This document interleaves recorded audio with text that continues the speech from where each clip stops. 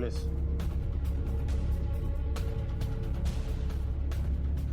सामने सच बोल रही है, मैंने उस लड़की के साथ कुछ नहीं किया। वो पहला और आखिरी दिन था जब मैं उससे मिली थी। तुम नहीं मिली होगी तो किसी और से मिलवाया होगा पैसे देकर। गुस्सा तो बहुत आया होगा ना जब तेरे इलाके में आकर तुझे धमकी देकर चली गई थी वो। हाँ, मुझे गुस्सा आया था, लेकिन साहब मुझे गुस्से से ज्यादा तो डर लग गया था उस लड़की की बातों से। उसकी बातों से ऐसा लग रहा था कि वो जो कह रही है वो कर देगी। इसलिए मैंने तय कर लिया था साहब कि जब भी उसका भाई आएगा तो मैं उसे लौटा दूंगी। लेकिन उस दिन के बाद ना तो उसका भाई आया ना उसका कोई फोन आया।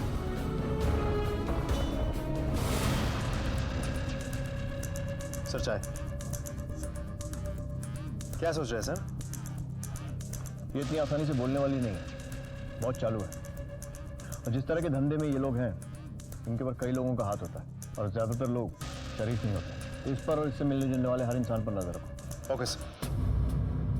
किसी भी हादसे के पीछे दुश्मनी या बदले की भावना हो ये मुमकिन है, लेकिन कुछ मासूम अपनों का ही शिकार बन जाते हैं। करुणा की दादी को करुणा की शक्ल की वजह से उसके अस्तित्व से नफरत थी। वहीं करुणा की भाभी का प्यार भी सिर्फ दिखावा ही था। दरअसल भाभी के लिए करुणा किसी आया से कम नहीं थी। करुणा का भाई भी बाजारू औरतों के साथ रिश्ता रखने की वजह से करुणा के सामने शर्मिंदा हो चुका था। तो कहीं ऐसा तो नहीं था कि करुणा के गायब होने के पीछे दादी की नफरत, भाभी की मतलब और शर्मिंदगी की वजह से उपजे उसके भाई के गुस्से का हाथ रहा? किसी भी संभावना से इनकार नहीं किया जा सकता था। लेकिन इस सब के बावजूद पुलिस के अलावा एक व्यक्ति ने करुणा की तलाश में दिन रात एक कर दिया था, और वो थे करुणा के पिता। अरे पूरा एक सिगरेट देना। लेकिन अंकल आपने तो छोड़ दी थी ना, क्या हुआ? परेशानी है कोई? करुणा को अभी इधर आते जाते देखा क्या तूने? लेकिन आप इतना परेशान क्यों हो रहे हैं? अरे गई होंगी, काम से आ जाएंगे। ये लीजिए। अरे बाबा नहीं ना, अरे तो बताती हूँ ना मैं क्या कर रही हूँ। नहीं सांगितलं ना एकदा, नहीं सांगितलं ना। 1 मिनिटासाठी द्या ना. नहीं सोडा ना बाबा, 1 मिनिटासाठी. तू करने क्या वाली है? मी दाखवते नहीं, काय करते. नहीं बाबा, अरे तो बाबा आपको शपथ है मेरी. बेटे देख मेरी बात सुन। अरे इतने सालों की आदत है मेरी, एक दिन में कैसे छूट बाबा जाएगी? मला ते काय माहित नाही. तुम्ही मला सांगा, आपको मैं ज्यादा प्यारी हूँ या ये सिगरेट? अरे बेटा तू प्यारी है। तो फिर अगर दोबारा आपने ये सिगरेट को हाथ लगाया ना तो जिंदगी में मेरी शक्ल आप कभी नहीं देखोगे। अंकल, अंकल क्या हो अंकल? नहीं चाहिए ये, रख तू। मैं देखता हूँ करुणा को। तो करुणा के बारे में जितना भी जानने को मिला है उसे यकीन नहीं होता कि आज के वक्त भी इतना अच्छा इंसान कोई हो सकता है। हमारे समाज में ऐसे लोगों की बहुत कमी है। यस सर, आई होप कि वो हमें सही सलामत मिल जाए। हेलो, कहाँ? ठीक है, हम लोग पहुंच रहे हैं। निभा, आई थिंक तुम्हारी विश पूरी होने वाली है। यू टर्न लो जल्दी।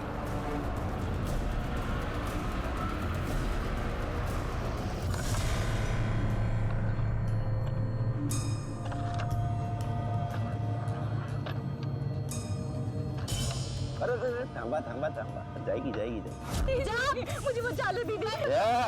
अक्का एरिया में कोई मर्द अपन के सामने खड़ा नहीं हो सकता है। मुख्तार, बहुत ढूंढना पड़ा, लेके चलो इसको। रुक मुख्तार, रुक रुक रुक। थक गया होगा ना दौड़ते दौड़ते। चल थाने में चलकर तेरी थकान उतार। लेके चलो इसको, चल।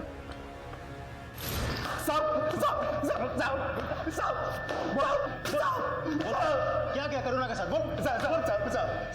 साहब मैं कसम खाता हूँ, मुझे कुछ नहीं पता साहब। मेरी जब जमानत हुई साहब, मैं सीधा गांव चला गया था।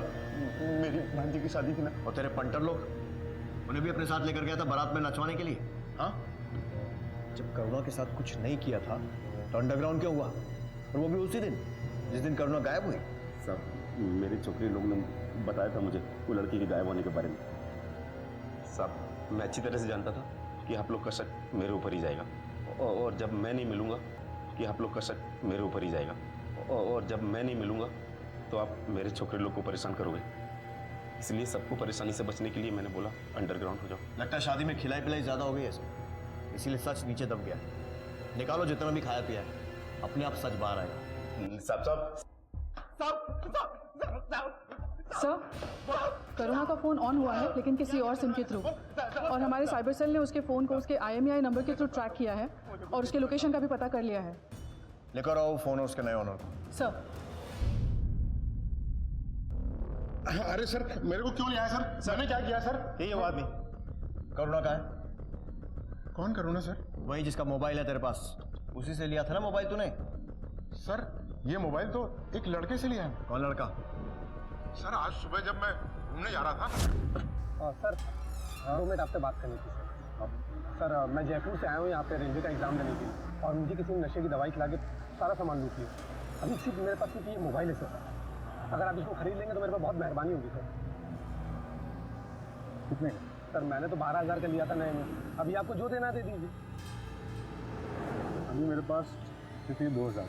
सर, ये तो बहुत कम है, मेरे को घर जाना है सर।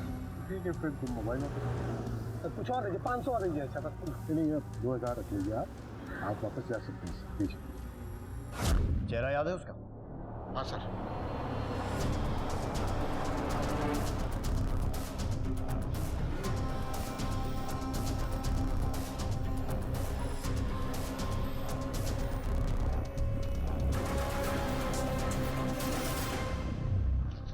ये तो जमाल है, छोटी मोटी चोरियां करता रहता है, कई बार जेल भी जा चुका है।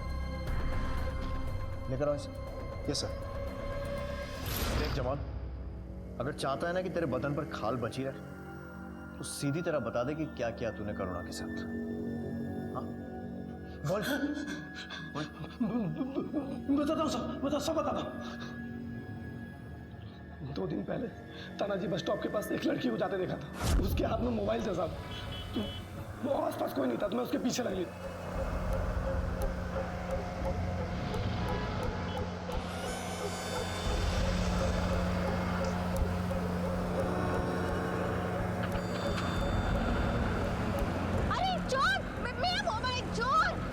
मैंने उस लड़की के साथ कुछ भी नहीं किया, अल्लाह कसम साहब, मैंने कुछ नहीं किया।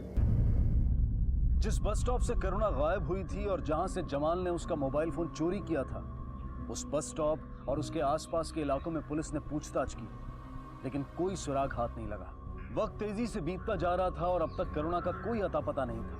और ऐसे में पुलिस के पास एक ऐसी खबर आई जिसने जांच की दिशा को एक नई और महत्वपूर्ण संभावना दी। क्या थी ये खबर और कौन लेकर आया था उसे? सर, करुणा के घर जो बाई काम करती है वो आपसे मिलने आई है। मुझे लगता है उसके पास कुछ ऐसा है जो हमारी इस केस में मदद कर सकता है। चलो। करुणा दीदी के पड़ोस में एक ताई रहती है साहब, हेमलता नाम है उनका। उन्होंने अपने छोकरे के लिए करुणा दीदी के घर वालों से उनका हाथ मांगा था और वो लोग भी खुशी खुशी राजी हो गए थे साहब। पर जब वो छोकरे को पता चला तो उसने शादी करने से साफ इनकार कर दिया साहब, क्योंकि करुणा सुंदर नहीं थी। वो साहब। फिर बाद में उस लड़के ने एक खूबसूरत लड़की से शादी की और शादी के बाद दोनों की नहीं जमी। ये बात पता है, हेमलता जी ने खुद बताई थी। लेकिन इसका करुणा के गायब होने से क्या लेना देना है? अरे है साहब, बच्चा होने के बाद उन दोनों की लड़ाई और बढ़ गई। वो लड़की ना तो अपने पति का ध्यान रखे, ना तो बच्चे का, और ना सास का। सारा घर सब तितर बितर हो गया। वो तो हमारी करुणा दीदी थी तो बच्चे का देखभाल करती थी, और इसके लिए सारा घर करुणा दीदी का बहुत एहसानमंद रहता था। पर वो लड़की को लगा कि करुणा दीदी ये सब उसका घर तोड़ने के लिए कर रही है। पहुंच गई एक दिन करुणा दीदी के घर और उनको टुकड़े टुकड़े करने का धमकी देकर आई थी साहब। पर मम्मी करे जाओ। करुणा, तुझे कितनी बार बोला है मेरे पति से और मेरे बच्चे से दूर रह। तुझे समझ नहीं आता है? आइंदा अगर तू उनके इर्द गिर्द नजर आई ना, तेरे टुकड़े टुकड़े कर दूंगी। आखिरी बार समझा रही हूँ, समझी? अरे पर देख, हो सकता है उसने अपनी गलतफहमी और नाराजगी के चलते ऐसा कहा। जो कहानी तुम सुना रही हो उसमें ऐसा तो हो ही सकता है ना। 1 मिनट। हेलो, क्या? कहाँ? ठीक है, हम लोग पहुंच रहे हैं। तांबे, दीपा, आप जा सकते हैं। क्यों इस एक फोन कॉल ने पुलिस वालों को चौंका दिया था? ऐसी क्या खबर मिली थी जिसे सुनकर वो दौड़ पड़े थे? क्या करुणा की तलाश अपनी मंजिल पर पहुंच चुकी थी, या फिर किसी खतरनाक अंजाम पर पहुंचकर ठिठक गई थी। करुणा की सलामती की खबर के साथ माँ बाप की उम्मीदें, भाई का प्यार, परिवार के बाकी सदस्यों के अलावा पूरे मोहल्ले की अब तक मांगी गई दुआएं जुड़ी थी। क्या इन उम्मीदों, इस प्यार को जिंदगी मिलने वाली थी? क्या दुआएं सुन ली गई थी? या फिर कोई ऐसा चौंका देने वाला सच सामने आने वाला था जिसकी कल्पना इनमें से किसी ने भी नहीं की थी?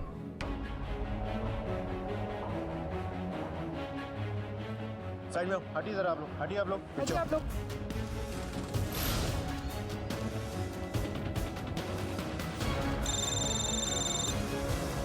हेलो, क्या 3 इलाकों पे?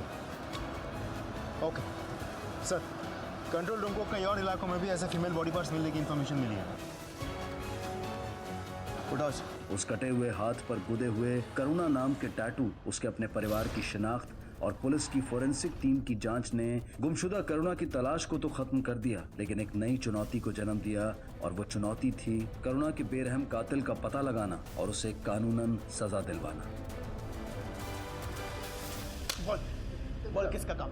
बोल साहब, बोल किसने मारा करुणा को? बोल साहब, साहब, साहब, अल्लाह पाक कसम साहब, मैंने नहीं मारा साहब, मुझे कुछ नहीं पता साहब। मैंने सिर्फ मोबाइल चुराया। मुझे यहाँ क्यों लेके आए? मैंने कुछ नहीं किया है, आप मेरी बात का यकीन कीजिए ना। तुझे लगा करुणा तेरे पति को तुझसे छीनना चाहती है? उसके टुकड़े टुकड़े करने की धमकी दी थी ना तूने उसे? मैडम मुझे यहाँ लेकर क्यों आए हैं? मैंने करुणा को नहीं मारा है, मैं सच बोल रही हूँ मैडम। मैंने नहीं मारा साहब, मैं तो सिर्फ मोबाइल छीना और उसको भेज दिया, बस इतना ही किया। तूने सिर्फ मोबाइल छीना, लेकिन करुणा ने तुझे पकड़ लिया और शोर मचाने लगी। तू डर गया कि तू पकड़ा जाएगा और खुद को बचाने के लिए तूने उसे मार दिया। नहीं साहब, ये झूठ है साहब। साहब किसी को भी पूछो साहब, मैं अपनी भांजी की शादी में गया था साहब। साहब मुझे कुछ नहीं मालूम है साहब, मैंने कुछ नहीं किया है। तूने नहीं किया होगा तो अपने आदमियों से करवाया होगा। गवाही देने वाली थी ना तेरे खिलाफ अटेम्प्ट टू रेप में, और लंबे समय के लिए अंदर जाता तू, इसीलिए तूने उसे किडनैप करवाया ताकि उसे डरा धमका कर उसका इरादा बदल सके। लेकिन जब उसने अपना इरादा बदलने से मना कर दिया तो तेरे पास और कोई चारा बचा ही नहीं होगा सिवाय उसे मारने के, है ना? सच है ना? हाँ सच है ना? ये अंदर बंद रखो सबको और तब तक मत छोड़ना जब तक कोई अगला क्लू ना मिले।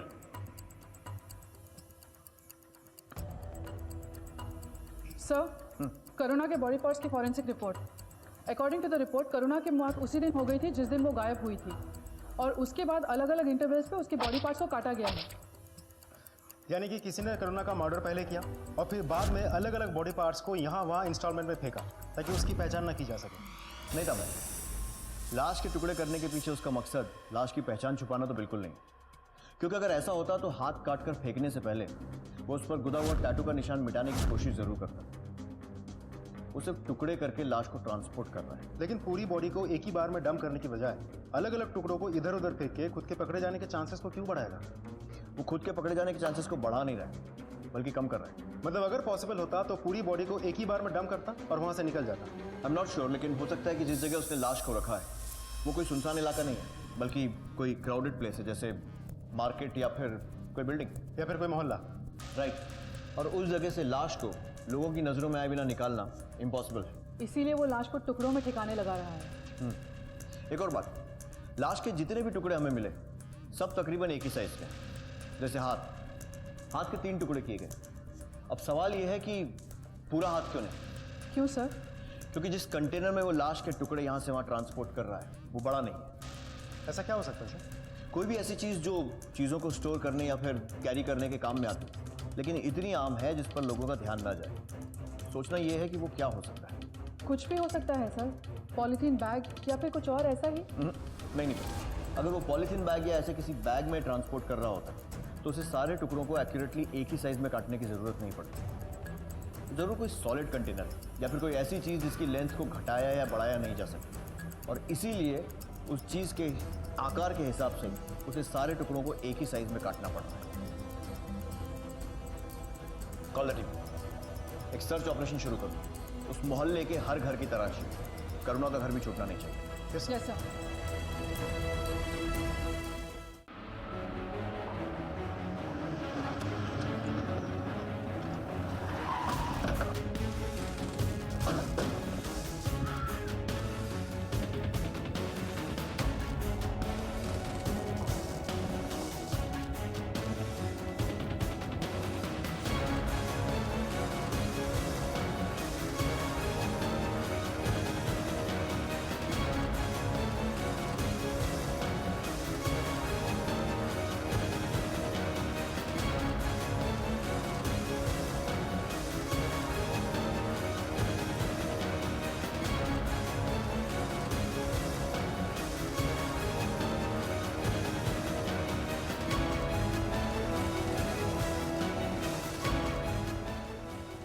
पुलिस ने उस मोहल्ले के हर एक घर की तलाशी ली, लेकिन उन्हें वैसा कुछ नहीं मिला जिसकी उन्हें तलाश थी। करुणा की पोस्टमार्टम रिपोर्ट के अनुसार उसके कत्ल को 11 दिन बीत चुके थे और एक दिन बाद उसकी 12वीं की रस्म निभाई जाने वाली थी। हिंदू मान्यताओं के अनुसार मरने के बाद इंसान की आत्मा 11 दिनों तक इस संसार में भटकती है। कुछ अधूरी इच्छाएं होती हैं, कुछ मोह के धागे होते हैं जिन्हें टूटने में वक्त लगता है, लेकिन 12वें दिन वो इस संसार से अपने हर नाते, हर मोह को तोड़कर हमेशा के लिए विदा लेती है। अगर इस मान्यता में थोड़ी भी सच्चाई है तो करुणा की आत्मा की सिर्फ यही इच्छा रही होगी कि किसी भी तरह इस दुनिया से नाता तोड़ने से पहले उसके गुनहगारों को सजा मिल जाए और उसे इंसाफ। और आज जब उसका परिवार उसकी 12वीं की रस्म निभाकर उसकी आत्मा को हमेशा के लिए विदा करने वाला था, तब सवाल सिर्फ यही था कि क्या करुणा की आखिरी और अधूरी इच्छा पूरी होगी।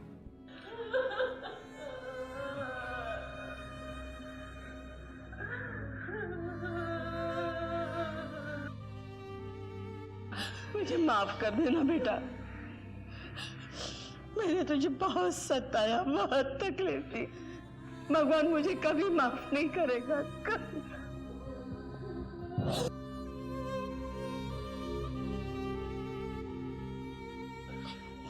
मैंने तुझे बहुत तकलीफ दी, बहुत गलत किया तेरे साथ। भगवान मुझे कभी माफ नहीं करेगा, कभी नहीं।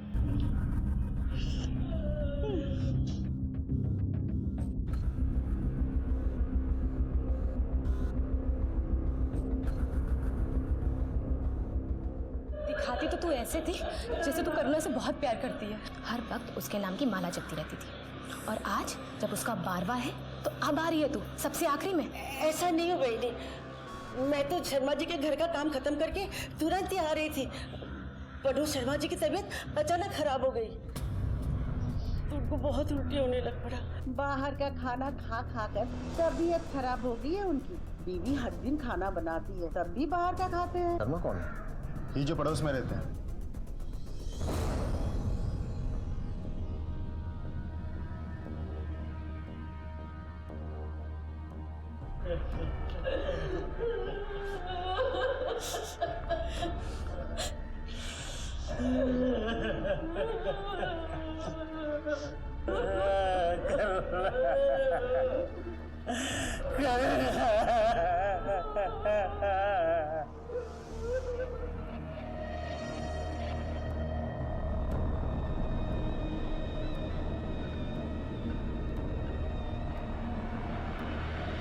शर्मा जी,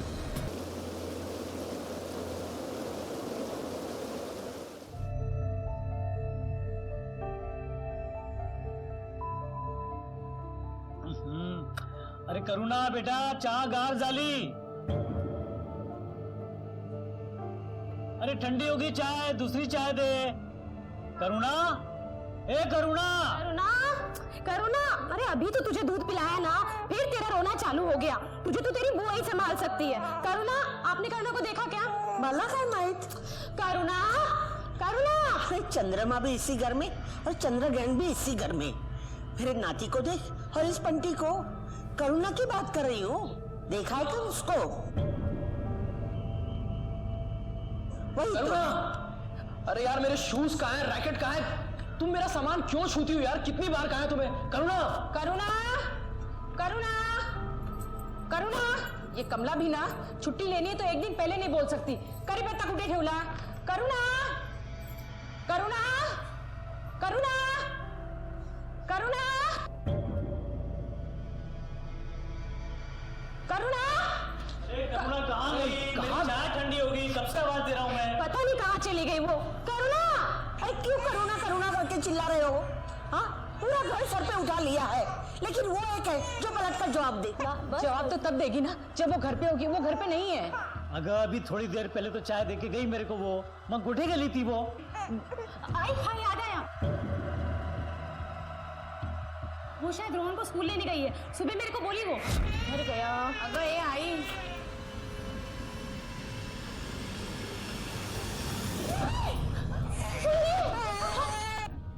भाभी, मुन्नी, आजा, क्यों रो रही है? क्या हुआ? भाभी मुझे पता है इसको संभालना कितना मुश्किल का काम है, पण मी ठरवलंय अब से तेरा सिर्फ 2 काम, एक तो इस राजकुमारी को संभालना और दूसरा आराम। आणि हो, रोहनची काळजी पण कर नकोस।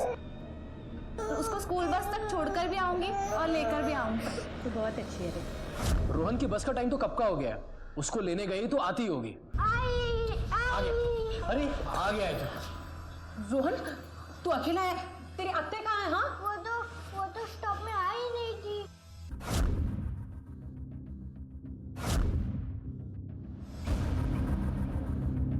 हाय, उसका फोन भी बंद आ रहा है। ऐसे तो कभी नहीं करती वो, हमेशा मुझे बता के जाती है। इतनी लापरवाही उसने कभी नहीं दिखाई है। कहाँ चली गई वो परेशान हुई है, नहीं गई तो क्या, रोहन तो आ गया ना, वो भी आ जाएगी। अरे किसी की मदद करने रुक गई होगी वो। लेकिन उसका फोन क्यों बंद आ रहा है? आई उसके फोन की बैटरी खत्म हो गई होगी। अरे तुम लोग तो ऐसे परेशान हो रहे हो, पता नहीं इसे कब से गई है वो। एक तो मैं लेट हो गया, मेरा जूता नहीं मिल रहा है। तुम्हारे पास उसके फ्रेंड का नंबर है ना, माला का, उससे ट्राई करो। हाँ, लगा उसको फोन। जी वैनी, करुणा है क्या उधर? नहीं, करुणा तो नहीं आई, लेकिन हाँ उसका कॉल आया था नोट्स के लिए। हाँ बोलना। माला सुनना, मुझे बायो के नोट्स व्हाट्सएप करना। तुझे पता है ना, लास्ट वीक मैं एक भी क्लास अटेंड नहीं कर पाई। तो इतनी टेंशन क्यों ले रही है? अभी एग्जाम में टाइम है। अब होगा, पर मैं रिस्क नहीं लेना चाहती। हनी हो, मेरा क्या तुम लोगों के जैसे नहीं है। तुम लोगों के लिए तो सफेद घोड़ी पर बैठकर राजकुमार आने वाला है, और मुझे अपने पैरों पर खुद खड़ा होना है ना। ठीक है, मैं भेज देती हूँ। अच्छा, जब वो आए ना तो बोलना कि मेरे को फौरन फोन करे। हाँ जी ठीक है। क्या बोला उसने? करुणा, ये बबलू ने भी ना परेशान करके रखा है। कल सुबह से बुखार है, जो मजाले की मेरे हाथों से दवाई खा ले। कल तो करुणा ने दवाई खिलाई थी। करुणा कुछ काम नहीं कर रही हो तो घर में भेज दीजिए। वो अभी बाहर गई है, आएगी तो मैं बोलूंगी उसको। ताई, आप लोग तो नसीब वाले हो जो ऐसी मुलगी आपके घर में जन्मी है। मुझे बहुत काम है, मैं निकलती हूँ। करुणा को भेज दीजिए।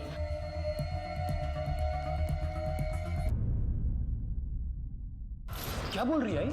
अभी तक नहीं लौटी वो?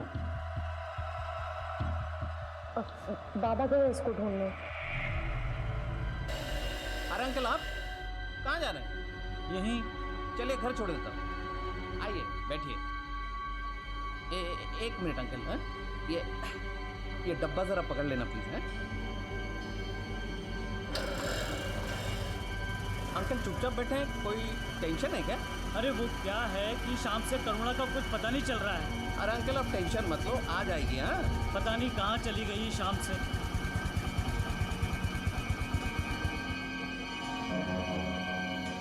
अच्छा थैंक यू बेटा, ये लो।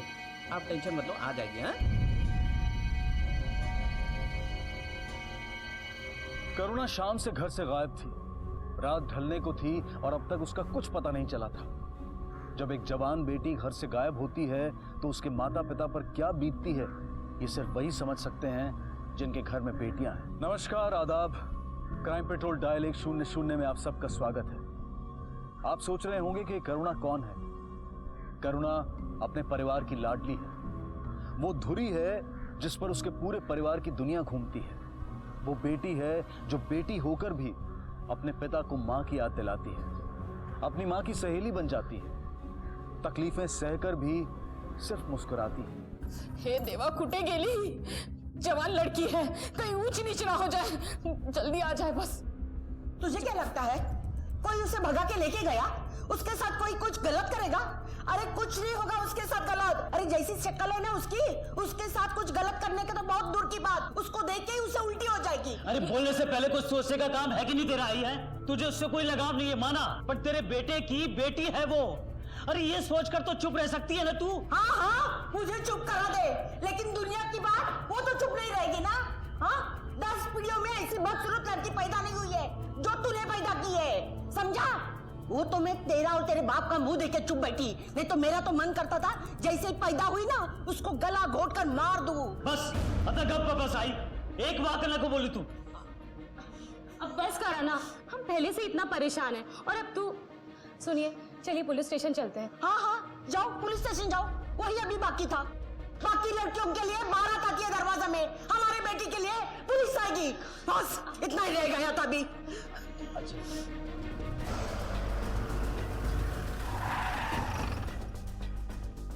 रंजन हटकर। मैं हूँ सर, मैंने ही आपको फोन किया था। आपकी बहन गायब है, आपने बताया था। हाँ सर, उसका नाम करुणा है सर। शाम से ही उसका कुछ पता नहीं चल रहा है। मोबाइल था उसके पास, लेकिन तब से लेकर अब तक उसका फोन भी नहीं लग रहा है, बंद आ रहा है। आखिरी बार कब और कहाँ देखा था आपने उसे? सर मैं करुणा की बहन ही हूँ। मेरे बेटे की स्कूल बस करीबन 5:30 बजे उसे तानाजी नगर बस स्टॉप पे उतारती है, और आज करुणा ने मुझे बोला था कि वो उसे लेने जाएगी, पर वो वहाँ पर भी नहीं पहुँची। हो सकता है कोई दोस्त या रिश्तेदार के घर गई हो। सर हमने सबके यहाँ पूछ लिया, वो कहीं नहीं है, उसको कुछ पता ही नहीं चल रहा है। हमारी करुणा बहुत समझदार लड़की है सर, अगर कहीं उसे जाना होता है तो बताकर जाती है, ऐसे नहीं जाती वो। 24 घंटे पूरे होने से पहले हम लीगली कोई कंप्लेन दर्ज नहीं कर सकते। हम लोग अनऑफिशियली उसे खोजने की कोशिश करते हैं, लेकिन अगर वो कल तक नहीं लौटती है तो आपको पुलिस स्टेशन आकर कंप्लेन लिखवानी होगी। जी सर। और कोई भी रहता है यहाँ पर या सिर्फ आप 4 ही हैं? सर मेरी आई है और मेरी 3 महीने की बेटी है। आई कहाँ है? वो अंदर कमरे में है सर।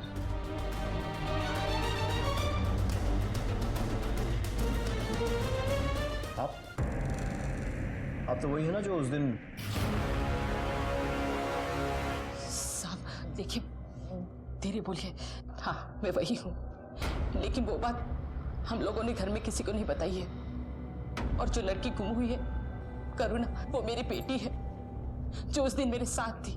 हाँ, और उसके लिए अच्छी सेहत भी जरूरी है, जिसका ख्याल आपकी बीवी रखती है, रोज टिफिन बना कर देती हैं आपको। जी सर। फिर भी आप बाहर का खाते हैं और पेट खराब करते हैं। आपका मतलब मैं नहीं समझा सर, मतलब आप क्या? नहीं, मैंने सुना है कि मिसेस शर्मा काफी टेस्टी खाना बनाती हैं। हाँ। तो हम लोगों ने सोचा कि आज टेस्ट कर लेते हैं, चख लेते हैं थोड़ा सा। सर आज रहने दीजिए सर, मुझे ऑफिस के लिए लेट हो रही है, इसलिए फिर कभी सर आइए घर पे। 5-10 मिनट ऊपर नीचे तो चलता है। नहीं सर, वो आज इम्पोर्टेंट मीटिंग है सर, मुझे जाना ही पड़ेगा। मैं बात कर लूंगा। सर आप कभी आइए, घर पे आइए। घर पे भी आएंगे, पर साथ में सादा भी चलेगा। साथ में लंच करेंगे सर। आप घर में लंच सर आज के लिए छोड़ दीजिए सर, अगली मीटिंग है सर। बॉस से प्लीज आज मेरी मीटिंग है सर, आज छोड़ दीजिए। आप समझ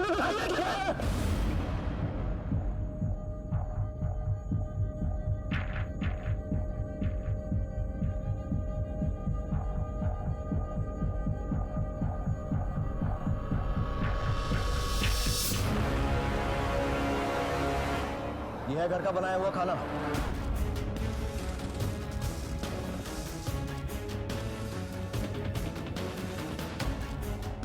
इसी कंटेनर को हम ढूंढ रहे हैं जिसमें टुकड़े ट्रांसपोर्ट हो रहे हैं।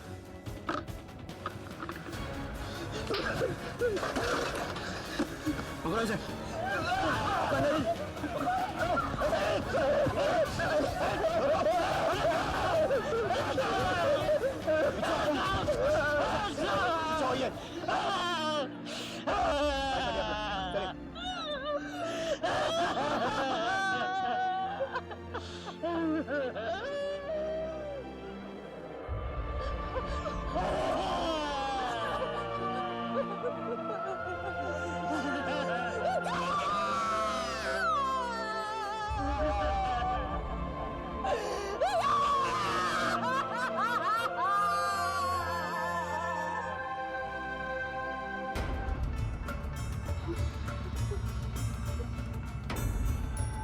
उस दिन शाम को मैं घर पर अकेला था जब करुणा वहां आई थी। पता नहीं क्या हो रहा है सोसाइटी में। सिट्टी नाम की कोई चीज ही नहीं। भैया पुलिस को फोन करना है। दिन नहाड़े वो आदमी मेरा मोबाइल छीन के लेके गया, और उस दिन तो वो गुंडा उस लड़की को छेड़ रहा था। शांत हो जा बेटा। लेकिन भैया मेरा फोन दुनिया है, दुनिया में ये सब चलते रहता है, इतना परेशान नहीं हो। ये क्या कर रहे हैं आप?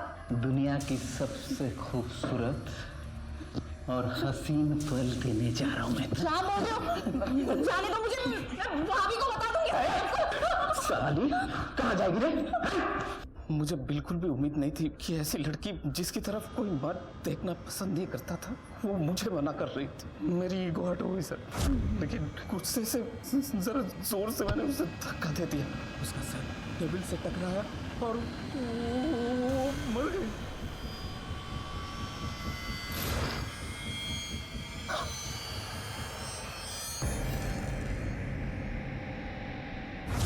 लाश तुम्हारे सामने पड़ी थी, तुम्हें पता था कि क्या हुआ है, फिर भी तुमने पुलिस को खबर नहीं की।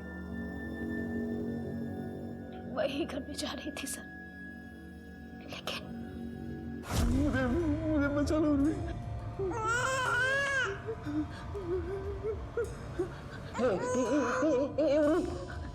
ऐसा मत करो उर्मी, तुम मुझे पुलिस के हवाले कैसे कर सकते हो उर्मी? मैं तुम्हारा पति हूँ। मुझसे बहुत बड़ी गलती हो गई उर्मी। मैंने जानबूझ कर नहीं किया, पता नहीं कैसे हो गया। हमारा एक बच्चा है उर्मी। अगर मैं जेल चला गया तो इस बच्चे को कौन संभालेगा? सोचो। और तुम मान गई? तो और क्या करती सर?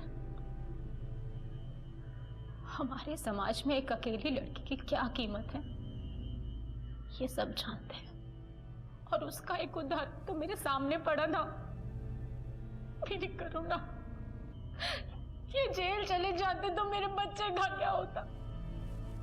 मेरा घर टूट जाता, मैं बर्बाद हो जाता।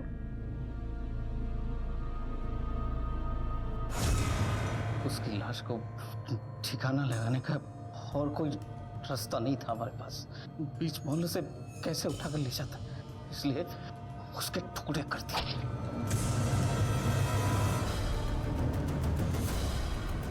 वो पहला दिन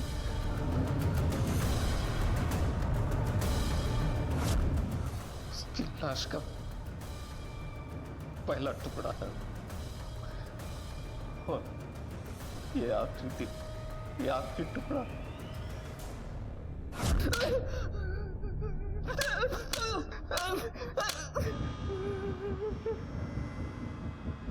करुणा देखने में सुंदर नहीं थी, इसलिए शाश्वत को लगा कि अगर वो उसकी तरफ बाहें फैलाएगा तो करुणा इसे अपनी खुशकिस्मती समझेगी और दौड़कर उनमें समा जाएगी। लेकिन जब ऐसा नहीं हुआ तो उसके अहम को ठेस पहुंची और वो इस शर्मनाक हादसे को अंजाम दे बैठा, जिसके लिए कोई माफी नहीं हो सकती। जब भी कोई जुर्म होता है, खासकर महिलाओं या लड़कियों के साथ, तो उसके होने के पीछे कई तर्क दिए जाते हैं। इससे साफ जाहिर होता है कि जुर्म के लिए कोई वाजिब वजह नहीं होती। ऐसे अपराधों के लिए सिर्फ एक व्यक्ति जिम्मेदार होता है, और वो होता है खुद अपराधी और उसकी घटिया मानसिकता। मैं उसे किधर किधर ढूंढ रहा था, अनजाने में ही सही अपनी बेटी को ये पाप कंधा तो दे सका।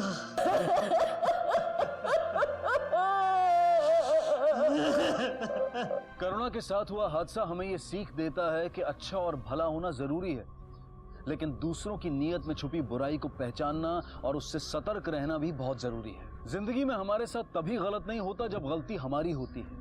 कई बार हमें दूसरों की गलतियों की भी कीमत चुकानी पड़ती है, जैसे कि करुणा को चुकानी पड़ी। फिर किसी करुणा के साथ ऐसा हादसा ना हो, इसी उम्मीद के साथ अब मैं अनूप सोनी आपसे विदा लेता हूं। फिर मुलाकात होगी अगले एपिसोड में एक और चौंका देने वाले केस के साथ। तब तक अपना और अपने परिवार का ख्याल रखें और देखते रहें क्राइम पेट्रोल डायल 100। सबक एक को सीख हम सबको। जय हिंद।